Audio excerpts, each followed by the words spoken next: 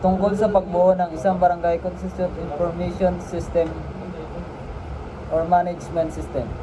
Isang digital na sistema sa pamamahala ng impormasyon at serbisyo sa barangay. Objective nito ay makagawa ng sistemang kayang maglagay o maghanap at mag-manage ng record ng barangay, katulad ng health records at report. Ang methodology ay gumagamit ng interview o pangangalap ng data para masuri ang sistema upang malaman kung epektibo ba ang system na ito. Technologies, gumagamit sila ng cloud computing para sa storage at machine learning, mas maging smart ang proseso ng data.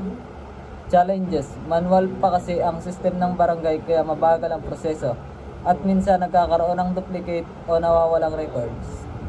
Findings, na-discover na hindi efficient ang manual system kaya malaking tulong ang digital system para mas mabilis ang access, mas mabilis ang organize and records.